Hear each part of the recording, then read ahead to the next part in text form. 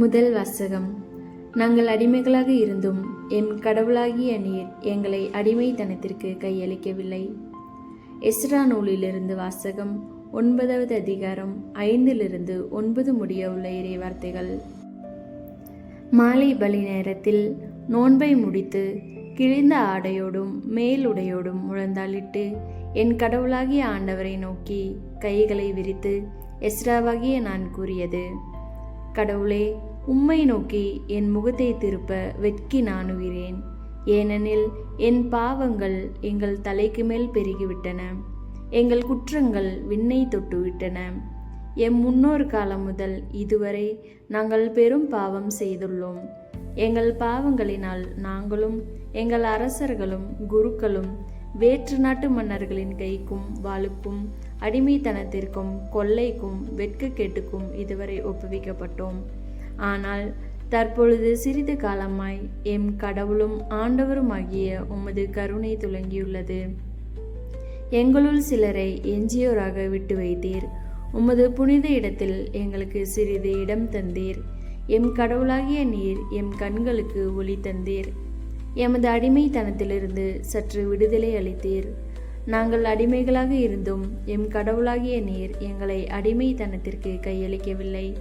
மாறாக நாங்கள் உயிர் பிழைக்கவும், எங்கள் கடவுளின் கோவிலை எழுப்பவும், பாழடைந்ததை பழுது பார்க்கவும், யூதேயாவிலும் எருசலேமிலும் பாதுகாப்பு அளிக்கவும், பாரசீக மன்னர்களின் முன் எமக்கு உமது தயை கிடைக்கவும் செய்தருளினீர். இது ஆண்டவரின் அருள்வாக்கு. இறைவா, உமக்கு நன்றி. பதிலுரை பாடல். பல்லவி. என்றும் வாழும் கடவுள் போற்றி. அவர் தண்டிக்கிறார், இரக்கமும் காட்டுகிறார், பாதாளத்தின் ஆழத்திற்கே தள்ளுகிறார், பேரழிவிலிருந்து மேலே தூக்குகிறார். அவரது ஆற்றலுக்கு அப்பாற்பட்டது எதுவும் இல்லை.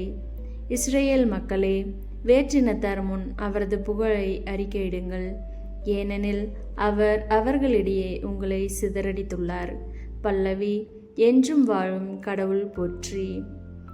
நீங்கள் உங்கள் முழு உள்ளத்தோடும் முழு ஆன்மாவோடும் அவர்பால் திரும்பி அவர் திருமுன் உண்மையுடன் ஒழுகினால் அவர் உங்கள் பால் திரும்புவார்.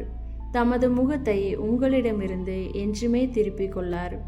உங்களுக்கு அவர் செய்துள்ளவற்றை இப்பொழுது எண்ணி பாருங்கள். நீதியின் ஆண்டவரை போற்றுங்கள். வாயார அவரை அறிக்கையிடுங்கள். என்றுமுள்ள மன்னரை ஏற்றி போற்றுங்கள். பல்லவி. என்றும் வாழும் கடவுள் போற்றி.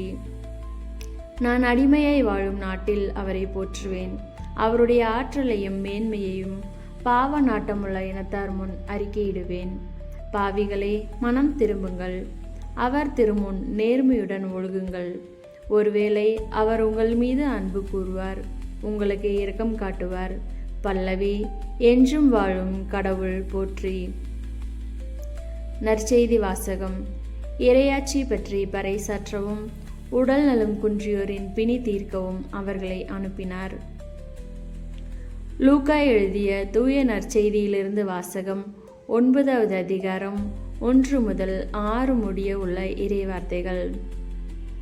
அக்காலத்தில் இயேசு 12 ஒன்றாக வரவழைத்து பேய்களை எல்லாம் அடக்கவும் பிணிகளை போக்கவும் வல்லமையும் அதிகாரமும் அவர்களுக்கு கொடுத்தார். இறையாட்சி பற்றி பறைசாற்றவும் உடல் நலம் குன்றியோரின் பிணி தீர்க்கவும் அவர்களை அனுப்பினார். அப்போது அவர்களை நோக்கி, பயணத்திற்கு கைத்தடி, பை, உணவு, பணம் போன்ற எதையும் எடுத்துக்கொண்டு போக வேண்டாம். ஓர் அங்கி போதும். நீங்கள் எந்த வீட்டுக்குள் சென்றாலும் அங்கேயே தங்கியிருங்கள். அங்கிருந்தே புறப்படுங்கள். உங்களை ஏற்றுக்கொள்ளாதவர்களுடைய நகரை விட்டு புறப்படும்போது உங்கள் கால்களில் படிந்துள்ள தூசியை உதறிவிடுங்கள். இதுவே அவர்களுக்கு எதிரான சான்றாகும் என்றார். அவர்கள் ஊர் ஊராக சென்று எங்கும் நற்செய்தியை அறிவித்து நோயாளிகளை குணமாக்கினார்கள். இது ஆண்டவரின் அருள்வாக்கு.